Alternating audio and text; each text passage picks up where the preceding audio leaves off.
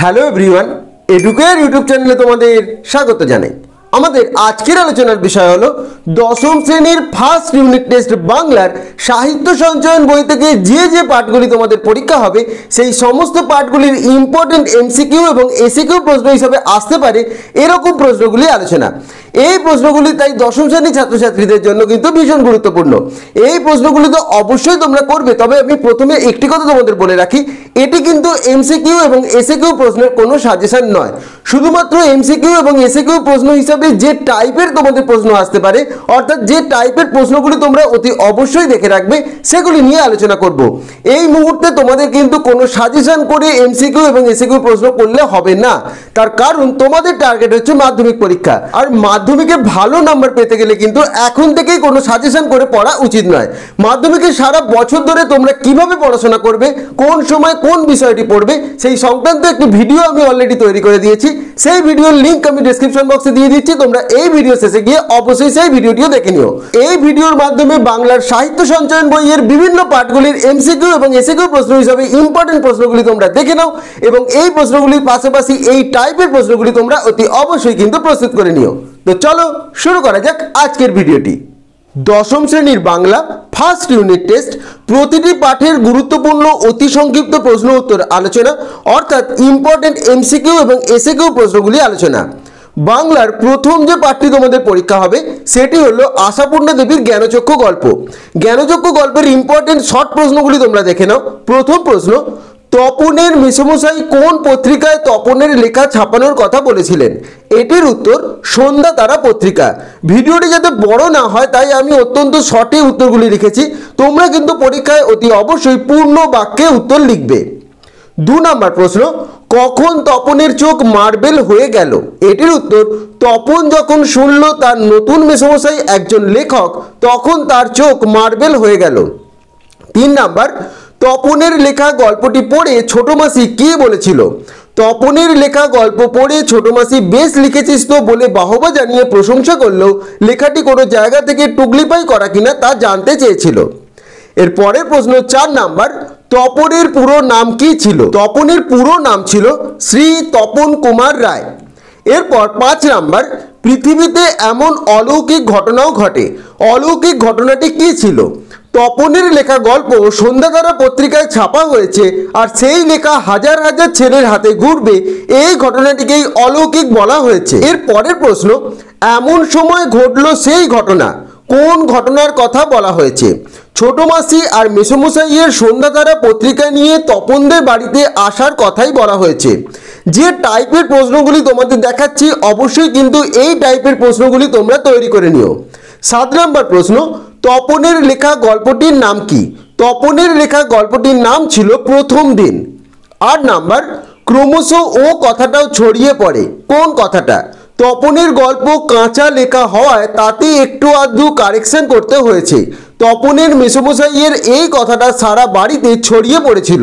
এরপর 9 নাম্বার প্রশ্ন, তপন আর পড়তে পারে না। এখানে তপন আর হয়ে গেছে, এটি হবে তপন আর পড়তে পারে না। কেন তপন আর পড়তে পারে না? নিজের প্রকাশিত গল্প পড়তে গিয়ে তপন যখন দেখে মেসোমশাই পুরো গল্পটাকেই কারেকশন করার নামে পাল্টে দিয়েছেন, তখন সে আর পড়তে পারে না।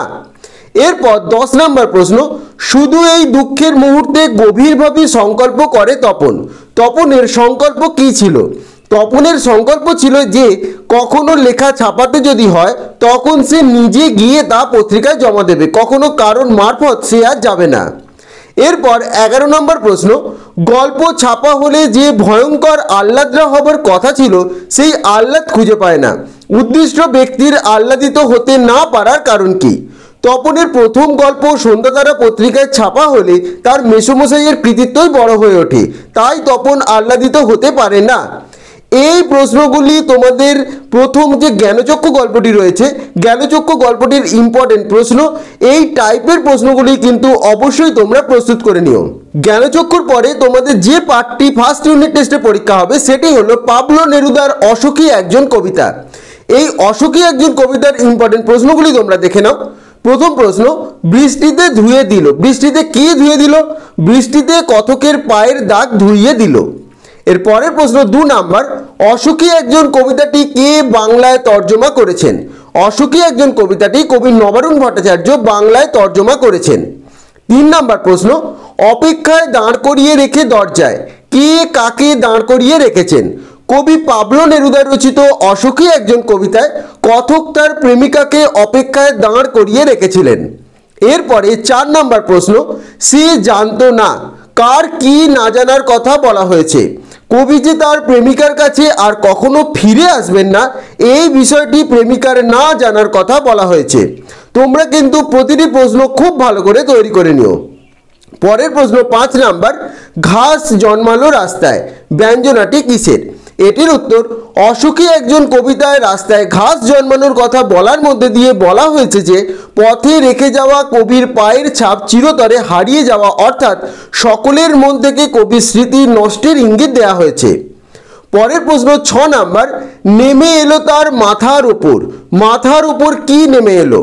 এটির উত্তর, কবি পাবলো নেরুদা রচিত অসুখী একজন কবিতায় কথকের জন্য অপেক্ষারতা নারীর মাথায় একটার পর একটা বছর নেমে আসার কথা বলা হয়েছে। 7 নাম্বার, তারপর যুদ্ধ এলো, যুদ্ধ কিভাবে এলো? কবি পাবলো নেরুদা রচিত অসুখী একজন কবিতায় রক্তের এক আগ্নেয় পাহাড়ের মতো যুদ্ধ এসেছিল। পরের প্রশ্ন 8 নাম্বার, শিশু আর বাড়িরা খুন হলো, শিশু আর বাড়িরা খুন হয়েছিল কেন? কবি পাবলো নেরুদা রচিত অসুখী একজন কবিতায় ভয়াবহ যুদ্ধে শিশু এবং গৃহস্থ মানুষেরা খুন হয়েছিল। এরপর 9 নাম্বার, সেই মেয়েটির মৃত্যু হলো না, কোন মেয়েটির মৃত্যু হলো না? এটির উত্তর, কবি পাবলো নেরুদা রচিত অসুখী একজন কবিতায় কালান্তক যুদ্ধে বহু শিশু এবং গৃহস্থ মানুষের মৃত্যু হলেও কথকের অপেক্ষায় থাকা মেয়েটির মৃত্যু হলো না।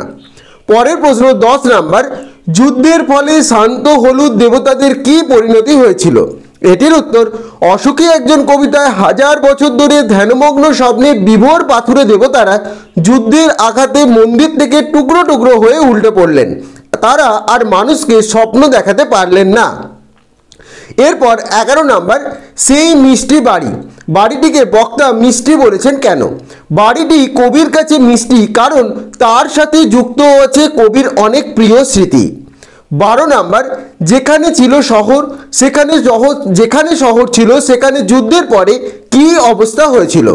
যেখানে শহর ছিল যুদ্ধের পরে সেই শহর ধ্বংসস্তূপের মাঝে ছড়িয়েছিল কাঠ কয়লা দোমড়ানো লোহা মৃত পাথরের মূর্তির বিভৎস মাথা রক্তের কালো দাগ। এই প্রশ্নগুলি অসুখী একজন কবিতা থেকে অবশ্যই কিন্তু দেখে রেখো তোমরা, এই টাইপের প্রশ্নগুলি কিন্তু তোমাদের অসুখী একজন কবিতায় ইম্পর্টেন্ট। এরপর শঙ্খ ঘোষের আয় আরো বেঁধে বেঁধে থাকি কবিতা, এই কবিতাটির ইম্পর্টেন্ট প্রশ্নগুলি তোমরা দেখে নাও। প্রথম প্রশ্ন, আয় আরো বেঁধে বেঁধে থাকি কবিতাটি কবি শঙ্খ ঘোষের কোন কাব্যগ্রন্থের অন্তর্গত? এটির মূল কাব্যগ্রন্থ হলো জলই পাষাণ হয়ে আছে। এর পরের প্রশ্ন, আমাদের মাথায় বোমারু শব্দের দ্বারা কবি কোন পরিস্থিতির ইঙ্গিত দিয়েছেন?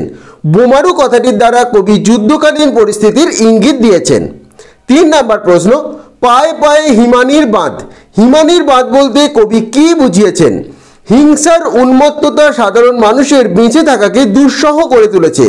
পাহাড়ি পথকে বরফ যেমন দুর্গম করে তোলে তেমনি এই হিংসা সভ্যতার গতিপথকে দুর্গম করে তুলেছিল। 4 নম্বর প্রশ্ন, আমাদের পথ নেই কোনো, এরূপ মন্তব্যের কারণ কি? সম্পূর্ণ প্রতিকূল ও অস্থির পরিবেশে এই কথা মনে হয়েছে যে আমাদের কোনো পথ নেই, কেননা যে কোনো দিকে পা বাড়ালেই চূড়ান্ত অঘটন ঘটবে। এরপর 5 নাম্বার, ছড়ানো রয়েছে কাছে দূরে, কি ছড়ানো রয়েছে? এটির উত্তর, শঙ্খ ঘোষ রচিত আয় আরো বেঁধে বেঁধে থাকি কবিতায় কথকের বিবৃতি অনুসারে কাছে দূরে মানব শিশুর মৃতদেহ ছড়ানো রয়েছে। 6 নম্বর প্রশ্ন, আমাদের পথ নেই আর, তাহলে আমাদের করণীয় কি? এটির উত্তর, আমাদের সমস্ত পথ বন্ধ হয়ে যাওয়ার কারণে কবি হাতে হাত রেখে সংঘবদ্ধ থাকার ডাক দিয়েছেন। 7 নম্বর প্রশ্ন, আমাদের ইতিহাস নেই এ কথা বলা হয়েছে কেন? শঙ্খ ঘোষের আয় আরো বেঁধে বেঁধে থাকি কবিতায় আমাদের ইতিহাস নেই বলার কারণ হলো বক্তা যাদের প্রতিনিধি সেই সাধারণ মানুষ কোনোদিনই ইতিহাসে ঠাঁই পায় না। এরপর 8 নম্বর প্রশ্ন, আমরা ভিখারি 12 মাস এ কথা বলার কারণ কি? এটির উত্তর, সাধারণ মানুষের দীর্ঘদিনের বঞ্চনা ও বিপুল ক্ষোভের বহিঃপ্রকাশ লক্ষ্য করে কবি শঙ্খ ঘোষ আয় আরো বেঁধে বেঁধে থাকি কবিতায় আলোচ্য মন্তব্যটি করেছেন। নম্বর প্রশ্ন, আমরা ফিরেছি দৌড়ে দৌড়ে, এর কারণ কি? এটির উত্তর, দুর্যোগে সব হারানো অসহায় মানুষ সাহায্যের আশায় মানুষেরই দরজায় গিয়ে উপস্থিত হয়েছে, কিন্তু কেউ তাদের দিকে ফিরেও তাকায়নি। জীবনযাপনের গ্লানি নিয়ে তাদের দরজায় দরজায় ঘুরতে হয়েছে সাহায্যের আশায়। 10 নম্বর, আয় আরও বেঁধে বেঁধে থাকি এ কথা বলার কারণ কি? এটির উত্তর, আয় আরও বেঁধে বেঁধে থাকি কথাটির দ্বারা কবি বোঝাতে চেয়েছেন যে কোনো বাধাই মানুষের ঐক্যের দ্বারা আটকানো সম্ভব। আয় আরও বেঁধে বেঁধে থাকি কবিতা থেকে এই সমস্ত প্রশ্নগুলি অবশ্যই তোমরা দেখে রাখো, প্রশ্নগুলি তোমরা খাতায় লিখে নিয়ে অবশ্যই কিন্তু প্রস্তুত করে নিও। এর পরের কবিতা রবীন্দ্রনাথ ঠাকুরের আফ্রিকা। আফ্রিকা কবিতার ইম্পর্টেন্ট প্রশ্নগুলি ফার্স্ট ইউনিট টেস্টের জন্য তোমরা দেখে নাও। প্রথম প্রশ্ন, আফ্রিকা কবিতাটি কোন কাব্যগ্রন্থ থেকে নেওয়া হয়েছে? আফ্রিকা কবিতাটি পত্রপুট কাব্যগ্রন্থ থেকে নেওয়া হয়েছে।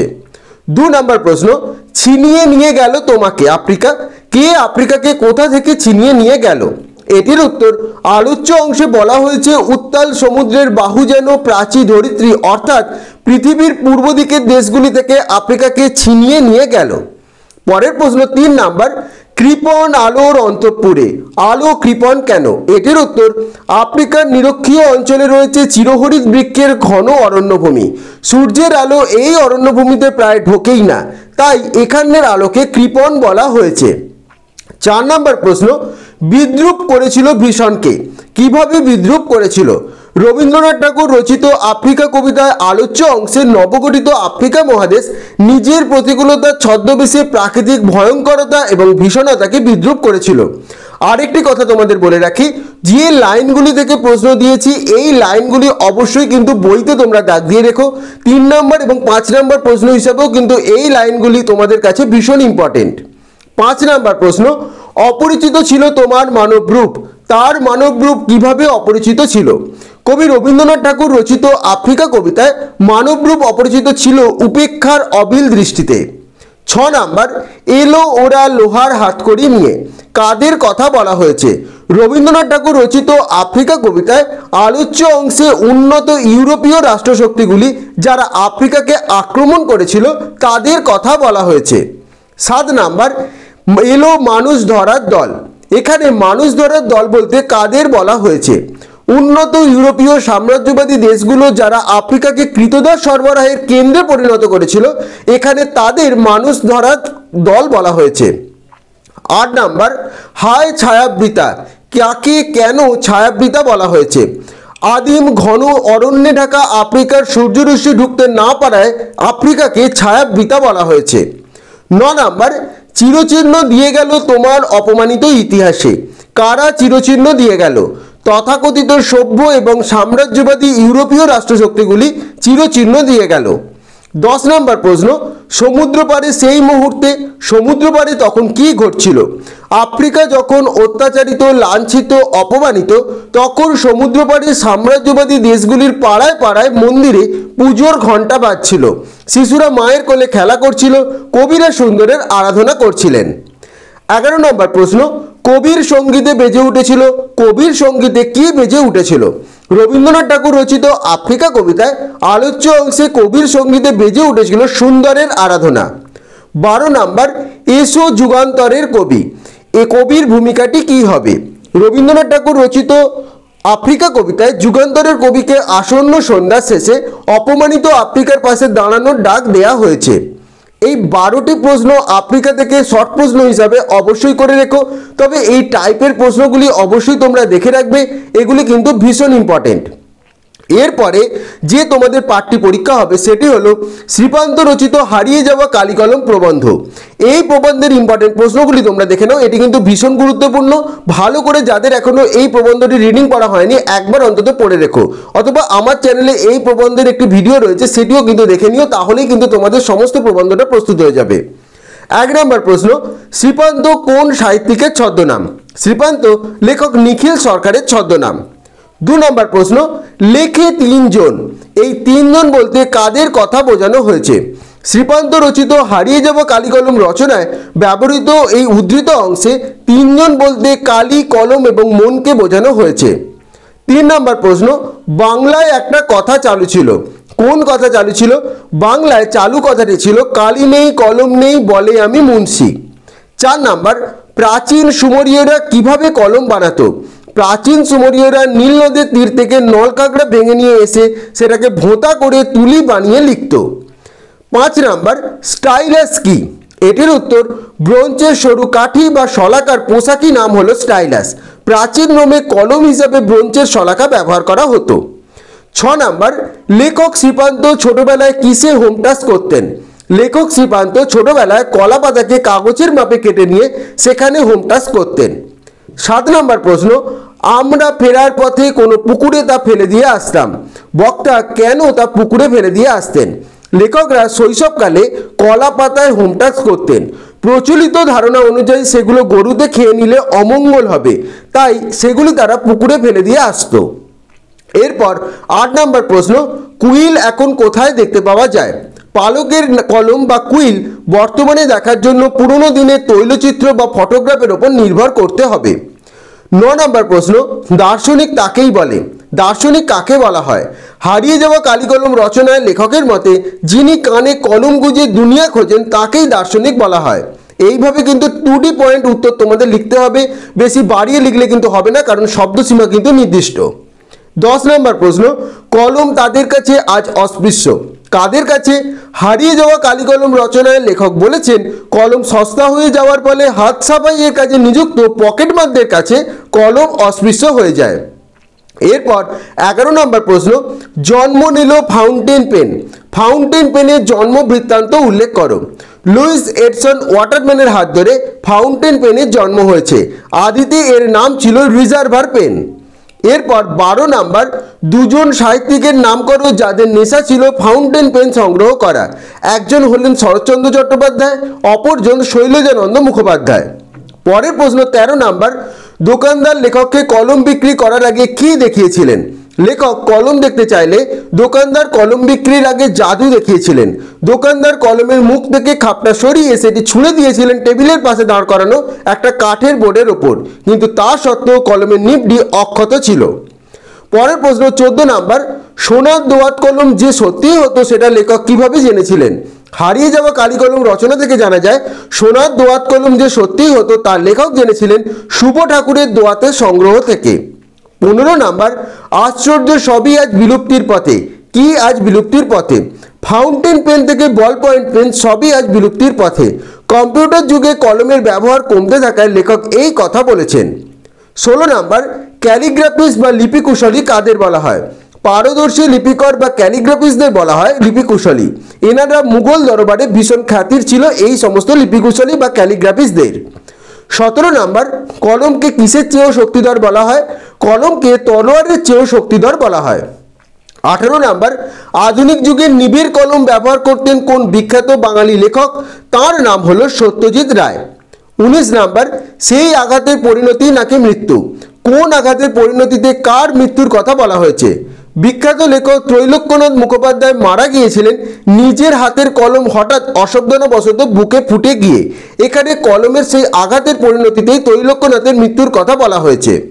20 নম্বর প্রশ্ন এবং শেষ প্রশ্ন, হারিয়ে যাওয়া কালিকলমে বর্ণিত সবথেকে দামি কলমটির দাম কত? সেটির দাম 2500 পাউন্ড। এই 20টি প্রশ্ন অবশ্যই হারিয়ে যাওয়া কালিকলম থেকে তোমরা করে রেখো। এছাড়াও কিন্তু বইটা তোমরা অবশ্যই রিডিং করো এই প্রবন্ধটি, তাহলে কিন্তু এখান থেকে আর কোনো সমস্যা তোমাদের হবে না। এই টাইপের প্রশ্নই তোমাদের পরীক্ষায় আসতে পারে, তাই তোমাদের এমসিকিউ এবং এসিকিউ প্রশ্ন হিসাবে যে যে টাইপের প্রশ্ন আসতে পারে সেগুলি এই ভিডিওর মাধ্যমে আমি তোমাদের বলে দিলাম। এই টাইপের প্রশ্নগুলি অবশ্যই করে রাখবে। শুধুমাত্র এই কটি প্রশ্নের ভরসায় কিন্তু যাবে না, তার কারণ হলো এমসিকিউ এবং এসিকিউ প্রশ্নের কোনো সাজেশন তোমাদের হয় না, এবং যেহেতু তোমাদের মাধ্যমিকটাই লক্ষ্য সেই জন্য বলবো অবশ্যই কিন্তু টেক্সট বুকগুলি অত্যন্ত ভালো করে তোমরা রিডিং পড়ো এবং ডিটেলসে ডিপলি পড়বে, এতে কিন্তু ভালো নাম্বার অবশ্যই পাবে। এই প্রশ্নগুলি তো অবশ্যই শর্ট প্রশ্ন হিসাবে করে রাখবে। এছাড়াও এই টাইপের প্রশ্ন যা যা তোমরা পাবে সেগুলিও কিন্তু করে রাখবে। তাও তোমাদের যদি কোনো প্রশ্ন জানতে ইচ্ছা করে বা কোনো প্রশ্নের উত্তর না তৈরি করতে পারো সেটি অবশ্যই আমাকে কমেন্ট বক্সে জানাবে, আমি সেই উত্তর তোমাদের যথাযথভাবে দিয়ে দেবো। এই প্রশ্নগুলি তোমাদের ফার্স্ট ইউনিট টেস্ট বাংলার সাহিত্য সঞ্চয় বইয়ে ভীষণ গুরুত্বপূর্ণ প্রশ্ন। তো আশা করছি আজকের ভিডিওটি তোমাদের ভালো লেগেছে এবং আজকের ভিডিওর মাধ্যমে দশম শ্রেণীর বাংলার সাহিত্য সঞ্চয়ন বইয়ের ফার্স্ট ইউনিট টেস্টে যে পার্টগুলি তোমাদের পরীক্ষা হবে সেই সমস্ত পার্টগুলির ইম্পর্টেন্ট এমসিকিউ এবং এসএকিউ প্রশ্নগুলি তোমরা জানতে পারলে। এই টাইপের প্রশ্নগুলি কিন্তু অবশ্যই তোমরা প্রস্তুত করে নিও। আবারও বলছি, এখন থেকেই কোনো সাজেশন করে তোমরা পড়াশোনা করো না, সমগ্র বইগুলি ভালো করে পড়ার চেষ্টা করো, তবেই কিন্তু ভালো নাম্বার মাধ্যমিকে অবশ্যই পাবে। তাও এই ভিডিও সংক্রান্ত যদি তোমাদের কোনো কোয়েশ্চেন থেকে থাকে বা তোমাদের কোনো কিছু জানার থেকে থাকে অবশ্যই আমাকে কমেন্ট করে জানিও এবং ভিডিওটি ভালো লেগে থাকলে অবশ্যই ভিডিওটি লাইক এবং শেয়ার করে দিও এবং চ্যানেলটি অবশ্যই সাবস্ক্রাইব করে দিও। সকলে ভালো থেকো।